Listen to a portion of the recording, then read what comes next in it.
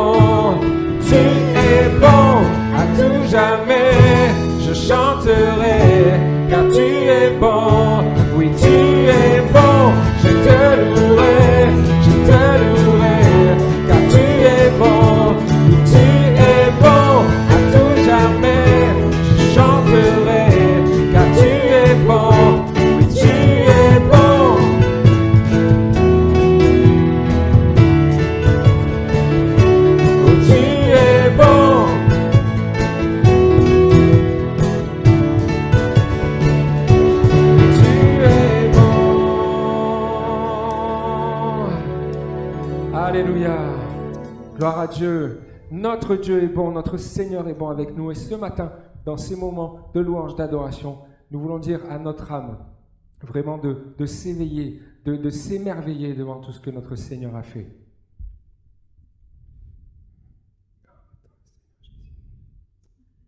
Oui, Seigneur.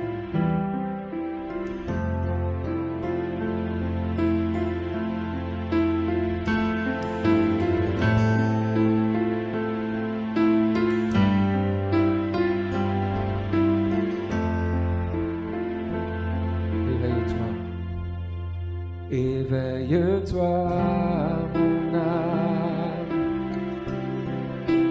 Éveille-toi, mon âme. Voici l'aurore sort du sommeil. Éveille-toi.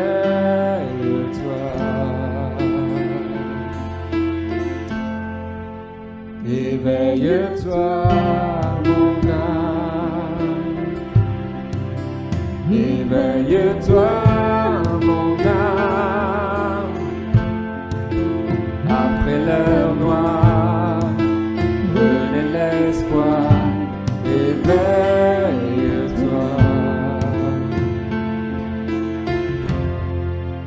Il a souffert, il s'est livré, sacrifié, il a su le boire. Il s'est offert, il a payé et t'a racheté. Éveille-toi, tu n'es plus seul, mon âme. Tu n'es plus seul, mon âme. Toi qui étais élu, pauvre et aveugle, relève-toi. Il t'a aimé, mon âme. Il t'a aimé, mon âme. Oh Dieu des merveilles, pour toi c'est merveille. Relève-toi.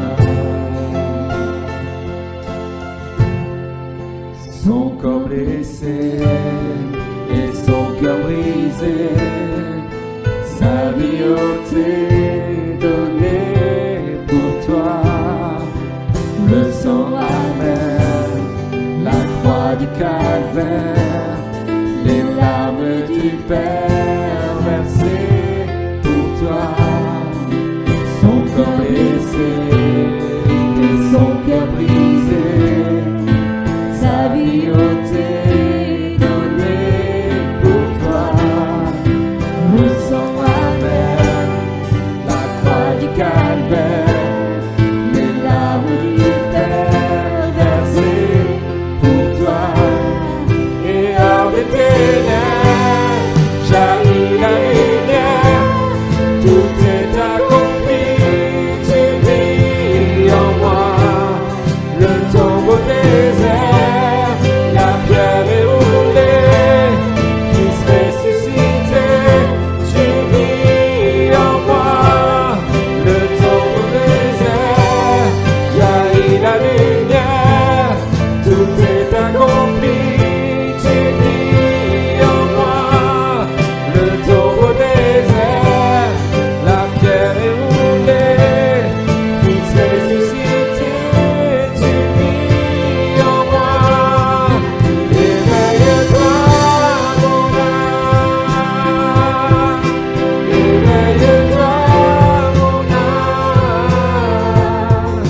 Mort a perdu, il est vaincu. Éveille-toi. Éveille-toi, mon âme. Éveille-toi, mon âme. La mort a perdu, il a vaincu. Éveille-toi.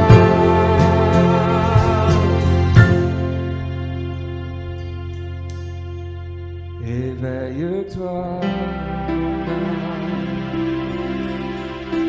Éveille-toi, mon âme, viens à ses pieds, viens l'adorer, éveille-toi.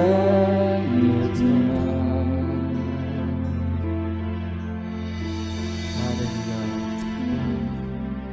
Nous sommes émerveillés, Seigneur, devant tant d'amour, tant de grâce. Nous sommes confondus devant tant de miséricorde. Seigneur, nos cœurs sont débordants de joie ce matin d'être dans ta présence, de pouvoir élever ton nom, de pouvoir te louer, t'adorer librement. Seigneur, reçois vraiment cette adoration avec simplicité de cœur, Seigneur, ce matin. Vraiment, nous sommes là devant toi et nous répandons nos cœurs devant toi, Seigneur, pour que tu viennes nous bénir, pour que tu viennes nous faire du bien, Seigneur Jésus. Alléluia. Gloire à toi. Chantons la croix seule me suffit ce matin.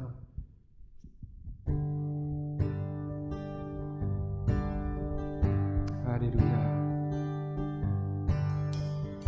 Ce lieu que mon cœur chérit et l'espoir de mon âme, l'emblème de mon salut, cette croix à Golgotha. Comment pourrais-je expliquer ce grand amour pour moi, que Jésus fut crucifié pour me donner la vie. La croix seule me suffit, rien d'autre je désire. Ce qui m'était si cher, je considère comme une perte, afin de te connaître. Tout ce que je possède est pour moi sans valeur. Oui, j'ai mesuré le prix, et la croix seule me suffit. Alléluia. Ma confiance n'est pas dans l'or, ni les richesses du monde. Ma confiance est en Jésus, en aucun autre nom. La croix seule me suffit, rien d'autre je désire. Ce qui m'était si cher, je considère comme une perte, afin de te connaître. Tout ce que je possède est pour moi sans valeur. J'ai mesuré le prix, et la croix seule me suffit. Alléluia. Béni sois-tu, Seigneur Jésus. Rechantons une dernière fois, la croix seule me suffit, tous ensemble. La croix seule me suffit, rien d'autre je désire. Ce qui m'était si cher, je considère comme une perte, afin de te connaître. Tout ce que je possède est pour moi sans valeur. J'ai mesuré le prix, et la croix seule me suffit. Béni soit ton nom, Seigneur Jésus. Alléluia. Bonjour mes amis. Dans certains domaines, nous ne pourrons jamais ressembler à Moïse. Moïse a été le fondateur et le chef d'une nation. Il est celui par lequel Dieu a communiqué la loi à Israël et au monde. Moïse était unique en son genre. Mais Moïse était encore autre chose, et ça, vous et moi pouvons l'être. Moïse a été un intercesseur. Je voudrais lire avec vous dans le livre de l'Exode au chapitre 17, à partir du verset 8 jusqu'au verset 13. Les Amalécites vinrent combattre Israël à Réphidim. Alors Moïse dit à Josué, « Choisis-nous des hommes, sors et combats les Amalécites. Demain, je me tiendrai au sommet de la colline, le bâton de Dieu dans la main. » Josué se conforma à ce que lui avait dit Moïse pour combattre les Amalécites. Quant à Moïse, Aaron et Hur, ils montèrent au sommet de la colline. Lorsque Moïse levait la main, Israël était le plus fort. Et lorsqu'il baissait la main, Amalek était le plus fort. Comme les mains de Moïse devenaient lourdes de fatigue, ils prirent une pierre qu'ils placèrent sous lui et il s'assit dessus. Aaron et Hur soutenaient ses mains l'un d'un côté, l'autre de l'autre. Ainsi, elles restèrent fermes jusqu'au coucher du soleil, et Josué fut victorieux d'Amalek et de son peuple au tranchant de l'épée. Je suis sûr que Moïse aurait fait le meilleur général qui soit pour diriger les opérations contre Amalek. Dans sa jeunesse en Égypte, il avait reçu la formation d'un prince. En particulier, il avait été formé à l'art de la guerre. Les Israélites, eux, n'étaient qu'un peuple d'esclaves. Ils étaient à peine sortis des travaux agricoles et des travaux de construction. Ils n'avaient aucune expérience pour affronter une tribu guerrière comme les Amalécites qui étaient armés de sabres. Donc Moïse aurait pu donner d'excellents conseils pour diriger les opérations dans la bataille. Pourtant, quand la survie de son peuple a été en jeu, Moïse n'est pas descendu pour diriger les opérations, mais il est monté sur la montagne pour intercéder. Et la vérité est qu'il a mieux défendu son peuple par l'intercession. Le titre de mon message aujourd'hui est « Comment mener le combat spirituel et le remporter ?» Ce n'était pas une guerre comme les autres, c'était une guerre avec deux fronts à la fois. Il y avait un front dans la vallée, militaire, et un front spirituel sur la montagne. Mais la vérité est que les deux combats ne faisaient qu'un. Josué et les Israélites combattaient avec l'épée, mais la victoire n'allait pas dépendre de leur courage ni de leur force. Il fallait que ce soit Dieu qui leur donne la victoire. Pourquoi ? Parce que ce combat était aussi, ce jour-là, un combat spirituel. C'est que derrière Amalek, il y avait en fait un autre adversaire invisible qui s'en prenait à Israël. L'adversaire avec un A majuscule, celui qui s'oppose toujours au plan de Dieu. Il ne voulait pas qu'Israël entre dans la terre promise. Il ne voulait pas qu'Israël s'établisse comme un peuple et qu'un jour il puisse donner naissance au Messie, c'est-à-dire au Sauveur. C'était donc une attaque spirituelle contre le peuple de Dieu. Le diable n'avait pas pu empêcher que Israël quitte l'esclavage en Égypte, mais maintenant, dans le désert, il voulait les empêcher d'entrer dans la terre promise. Il projetait de les faire mourir en chemin. En fait, c'est lui le diable qui se servait d'Amalek. À travers Amalek, en réalité, c'est le diable lui-même qui attaquait Israël parce que celui-ci était le peuple de Dieu. Ainsi, le plus grand combat des croyants est d'abord et avant tout un combat spirituel. Nous ne devons pas voir le diable partout, mais nous devons savoir qui est celui qui s'oppose toujours aux hommes et en particulier aux chrétiens. Il s'en prend à tout ce qui est bon. S'il voit une famille unie, il veut la briser. S'il voit une église qui grandit, vous pouvez être sûr, il va tout faire pour stopper son élan. S'il voit un enfant qui s'épanouit, alors il va essayer de le perturber et de gâcher son avenir. L'Écriture nous dit ces choses d'une manière on ne peut plus claire. Dans Éphésiens chapitre 6, versets 11 et 12, « Revêtez-vous de l'armure de Dieu, afin de pouvoir tenir ferme contre toutes les ruses du diable. Car nous n'avons pas à lutter contre des êtres de chair et de sang, mais contre les puissances, contre les autorités, contre les pouvoirs de ce monde de ténèbres et contre les esprits du mal dans le monde céleste. » Ainsi, cette guerre a lieu à un niveau spirituel, céleste, mais elle se traduit par des combats dans la vallée. Pour vous et moi, la vallée représente les événements, les circonstances de la vie d'ici-bas auxquelles nous sommes confrontés. C'est ainsi que vous pourrez être attaqué dans votre santé. Vous pourrez être attaqué au niveau de l'ambiance dans votre travail. L'ennemi va semer la zizanie dans les couples. Il va essayer de la semer aussi dans les églises, dans les équipes, partout. Dans Deutéronome chapitre 25, verset 17, nous avons une précision.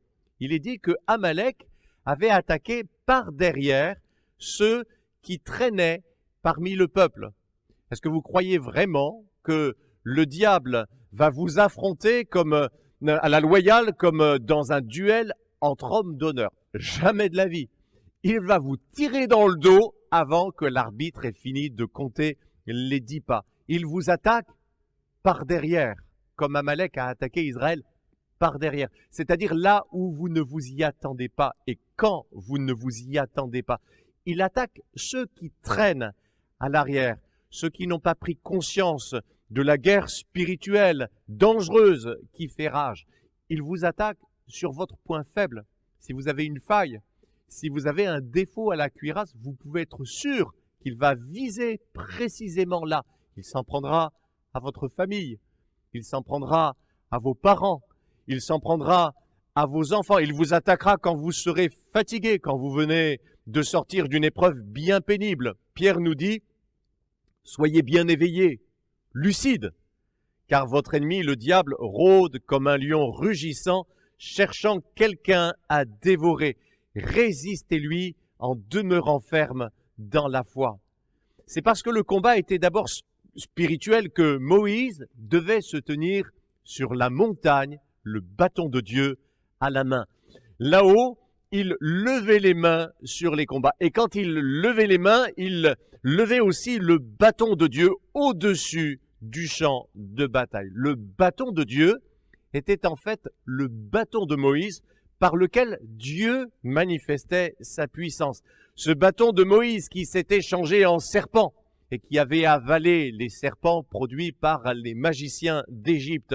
Le bâton avec lequel Moïse avait accompli tant de miracles comme changer l'eau du fleuve en sang, ou encore ce bâton que Moïse avait pointé en direction de la mer Rouge et Dieu avait ouvert la mer pour laisser passer les Israélites. Ce bâton était une image de la force qui émane de Dieu et qui donne la victoire à son peuple. En fait, en levant ce bâton au-dessus des combats, Moïse invoquait l'intervention de Dieu lui-même, sa puissance dans la bataille. Nous avons ici une sorte de geste spirituel, comme on en trouve quelques-uns dans l'Ancien Testament. Je pense à cette fois où Josué a brandi son javelot dans la direction de la ville de Haï jusqu'à ce que Dieu leur donne la victoire. Alors évidemment, nous n'allons pas nous mettre à utiliser des bâtons dans un simulacre de combat spirituel. Par contre, ce bâton symbolise la croix, le bois de Dieu par lequel il nous donne la victoire. Paul dit dans Colossiens chapitre 2 verset 15, « Il a ainsi dépouillé les dominations et les autorités et les a données publiquement en spectacle en triomphant d'elles par la croix. » À la croix, Jésus a vaincu les êtres spirituels méchants qui nous font la guerre. Aujourd'hui, il y a trop de confusion sur le combat spirituel. Le combat spirituel n'est pas une sorte de corps à corps contre les démons, ni un combat de sorciers en mode Harry Potter. Le combat spirituel ne se mène pas non plus à coups de formule. Je proclame que, je déclare que. Vous n'avez pas non plus à vous agiter contre le diable. Regardez Moïse, il est resté très ferme sur la montagne. Il n'a pas agité son bâton. Il n'a fait que le lever bien haut, au-dessus du champ de bataille. Lui-même, Moïse est resté quasiment immobile.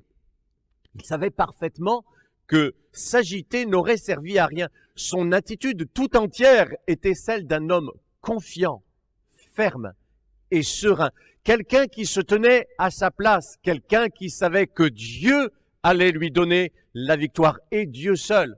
Vous savez, l'attitude de Moïse sur la montagne a beaucoup à nous apprendre sur la manière de remporter le combat spirituel. Maintenez votre foi en la victoire de Jésus au-dessus de toute situation. Rien de plus, mais rien de moins. Gardez cette foi ferme et en même temps calme au-dessus de toute circonstance. De la même manière que Moïse levait son bâton au-dessus des combats. Jésus, je te fais pleinement confiance. Je crois que tu as remporté la victoire sur le bois de la croix. Tu y as vaincu l'adversaire. Comme disait Pierre, résistez-lui avec une foi ferme. Votre esprit n'est pas fixé sur Satan. Il n'est pas non plus fixé sur les démons. Votre esprit est fixé sur Dieu. C'est lui qui vous donne la victoire en Jésus-Christ. La puissance spirituelle ne réside pas dans les cris, elle ne réside pas dans les répétitions, elle réside dans la fermeté de votre foi. Ésaïe disait, c'est dans le calme et la confiance que sera votre force. Les mains levées au-dessus du combat symbolisent aussi la prière. Paul dit dans 1 Timothée chapitre 2 verset 8, « Je veux qu'en tout lieu, les hommes prient en élevant vers le ciel des mains pures. » Chez les anciens orientaux, les mains levées étaient le geste de la prière. Voilà ce qui s'est passé ce jour-là. Quand Moïse levait les mains, Israël était le plus fort. Mais quand Moïse baissait les mains, Amalek reprenait le dessus. Et voilà la grande leçon pour vous aujourd'hui. Il ne faut jamais baisser les bras dans la prière. Comme dit Jésus, il faut toujours prier et ne jamais se relâcher. Éphésiens chapitre 6, verset 18, ici Paul enseigne ce que nous faisons quand nous combattons les esprits mauvais. Il ajoute à ce moment-là, faites en tout temps par l'esprit toutes sortes de prières et de supplications. Veillez à cela avec une entière persévérance, un peu comme les mains de Moïse qui restaient levées pendant toute la durée du combat. Priez par l'esprit. Qu'est-ce que ça signifie? Ça signifie prier en étant conduit par l'esprit, mais ça veut dire aussi prier en langue par l'esprit. Ainsi, le champ de bataille du combat spirituel, c'est la prière, et aussi la prière par l'esprit. La colline représente la prière, la vallée représente les événements, Moïse représente l'intercesseur, et la lutte de Josué représente ce qui nous arrive dans les circonstances, la vie, dans nos combats. Si un jour, le rapport entre la prière et les événements a été démontré, c'est bien ce jour-là. Si un jour, l'efficacité de la prière a été prouvée, c'est bien ce jour-là. Jacques nous dit, la prière fervente d'une personne juste a une grande efficacité. L'intercession, voyez-vous, est toujours en rapport avec des choses concrètes. Intercéder, c'est pas faire des prières vagues. Ici, il y avait quelque chose de très précis, un enjeu, un combat dans la vallée. Si vous priez sans but, ce n'est pas l'intercession. C'est comme une course sans ligne d'arrivée. C'est comme un tireur qui n'a pas de cible, ou un match de foot dans lequel il n'y a pas de cage. C'est comme ramer dans le vide ou encore battre l'air, c'est perdre son temps. Non, intercéder, c'est vous tenir devant Dieu avec un but précis. Votre but, à vous, c'est la défense des âmes. Le diable cherche toujours des faibles à détruire, des retardataires à isoler pour mieux leur tomber dessus.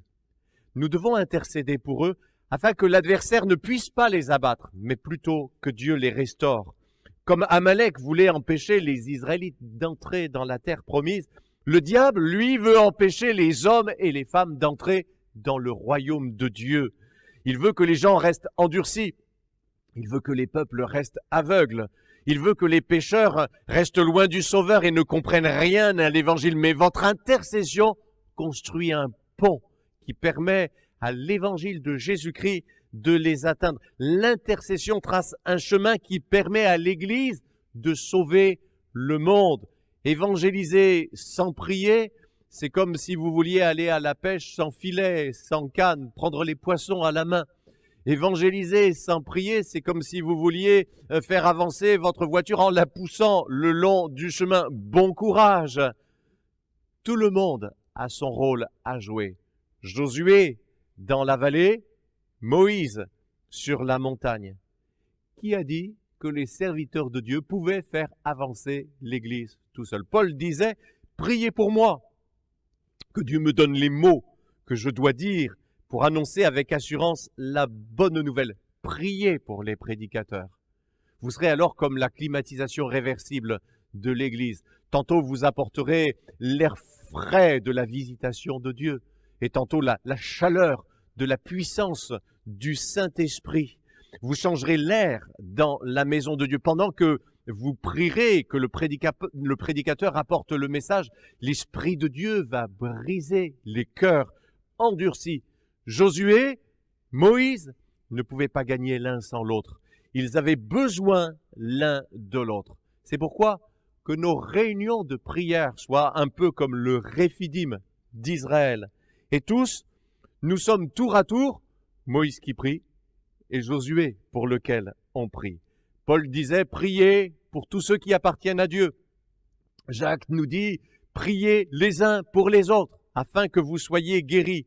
Parents, devenez des Moïse qui prient pour la victoire de Dieu dans la vie de leurs enfants. Vous devez prier aussi pour votre foyer.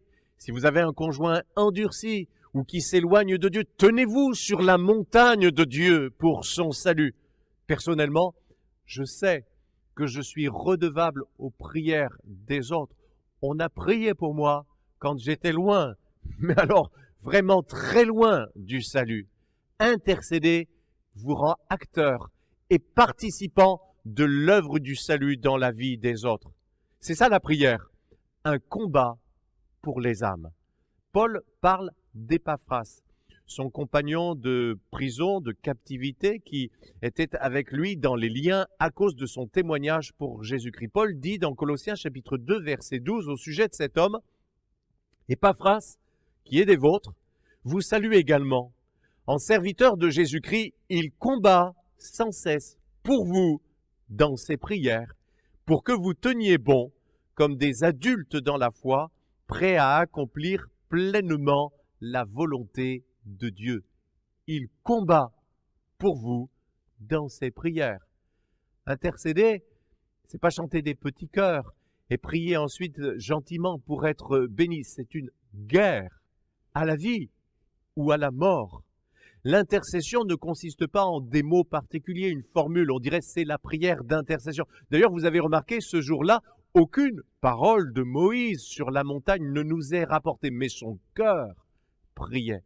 L'intercession est une lutte de l'esprit pour obtenir grâce devant Dieu, pour que son intervention se manifeste dans les événements. Ce jour-là, le combat à Réphidim a été acharné. En fait, il a duré jusqu'au soir. Et pendant le combat, les mains de Moïse se fatiguaient. Alors tenir ainsi le bras levé en portant le bâton de Dieu à la main était difficile. Et au bout d'un moment, la douleur dans les épaules, dans le bras, était tout simplement insupportable. Moïse était un vieil homme et il ne pouvait pas rester longtemps dans cette position. Mais quelle responsabilité si, ne serait-ce qu'un instant, il se relâchait et baissait les bras. Sur le terrain, Amalek reprenait ses forces et puis retrouvait l'ascendant dans le combat, et même des Israélites tombaient sur le champ de bataille. Tous ceux qui ont essayé de persévérer dans la prière savent que le plus dur, c'est pas de commencer, c'est de continuer. Je pense aux disciples à Gethsémane, ils n'ont pas été capables de prier 1 heure avec Jésus. Et Jésus leur a dit à ce moment-là, l'esprit est bien disposé, mais la chair est faible. Alors c'est vrai, c'est difficile pour la chair, la nature humaine, de prier, de persévérer dans la prière. C'est un peu comme la fatigue dans les bras de Moïse. La chair, elle préfère téléphoner, elle préfère être sur YouTube, faire des jeux électroniques, regarder la télé, ou même ne rien faire du tout, rêvasser. Tout sauf la prière pour la chair. Aaron et Hur ont amené une pierre et ils ont assis Moïse sur cette pierre. Ainsi, les bras de Moïse se sont retrouvés à leur niveau et ils ont pu le soutenir l'un d'un côté pendant toute la journée et l'autre de l'autre côté. Comme à Aaron et Hur, vous et moi, nous devons organiser notre vie pour pouvoir persévérer dans le combat spirituel et le remporter à travers une vie de prière. Premièrement, il vous faut un lieu pour intercéder, un endroit où vous êtes sûr que vous ne serez pas dérangé. On ne prie pas efficacement au milieu du brouhaha et de toute la présence de toute la famille. Trouvez un endroit où vous êtes sûr que vous pourrez être seul avec Dieu. Alors ça peut être un bureau, une chambre, je ne sais quelle autre pièce de la maison, mais en tout cas un lieu où vous pourrez vous consacrer à la prière et vous concentrer sur la prière. Jésus dit, quand tu pries, entre dans ta chambre, ferme ta porte et prie ton Père qui se tient là dans le lieu secret. Ce lieu de prière sera un peu comme la pierre sur laquelle Moïse a pu s'asseoir. Deuxièmement, il vous faut un temps, c'est-à-dire un rendez-vous avec Dieu au cours duquel vous êtes sûr que vous ne serez pas dérangé. Dans l'Évangile, il nous est dit que Jésus était logé dans une maison avec ses disciples pour y passer une nuit. Mais le matin, le petit matin, Jésus est parti avant que tout le monde ne se lève et il est sorti dans les lieux déserts pour pouvoir y prier. Vous aussi, vous avez besoin d'un moment de la journée que vous réservez seul avec Dieu. Sinon, même si vous avez votre pièce, vous allez voir que, et même si vous fermez la porte, vous allez voir que les enfants vont vous appeler par la fenêtre. Ou alors même le téléphone sonnera. Il faut un temps, un rendez-vous qui sera votre moment avec Dieu, votre culte personnel. Troisièmement, vous devez avoir une discipline de vie pour que rien ne vienne voler la place de Dieu, le temps de la prière. Par exemple, si vous regardez le premier film du soir, puis toute la série des pubs, puis le deuxième film, vous pouvez être sûr que le lendemain matin, vous ne serez pas en forme pour prier. Pierre nous dit, la fin de toute chose est proche. Soyez donc sages et sobres afin de vous livrer à la prière. Le rendez-vous sacré et la discipline seront un peu comme votre Aaron et votre Hur pour tenir ferme et bien haut vos mains de la prière pendant toute la durée du combat spirituel. La présence de Moïse, mais aussi celle d'Aaron et de Hur à ses côtés, nous montre également que nous ne pouvons pas être seuls dans le combat spirituel. Ce n'était pas le combat de Josué seulement, ce n'était pas le combat même de Moïse seulement, c'était le combat du peuple de Dieu. Les combats du peuple de Dieu se mènent dans l'unité parce que les combats du peuple de Dieu sont les combats de Dieu. Vous ne pouvez pas être chrétien tout seul et vous pouvez encore moins vaincre le diable tout seul. Moïse n'avait plus la force de tenir ses bras levés. Mais voyez-vous, à travers ce récit, c'est pas tellement la question physique qui est là. Il y a là aussi un symbole.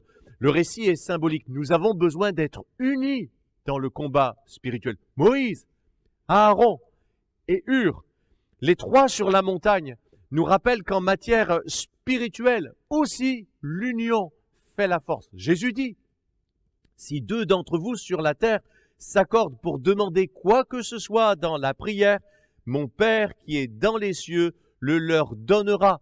Car là où deux ou trois s'assemblent en mon nom, je suis au milieu d'eux. Trois vieux unis à la réunion de prière peuvent faire changer bien des choses.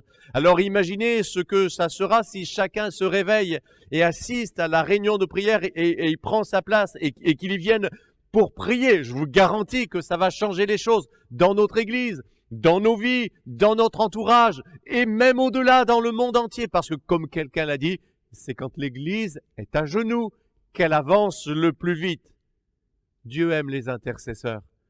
Intercéder, c'est prier pour les autres. Et Dieu aime les hommes qui plaident pour leurs prochains. Je pense à Abraham qui était appelé l'ami de Dieu, lui qui avait prié pour Lot, lui qui avait même voulu intercéder pour Sodome.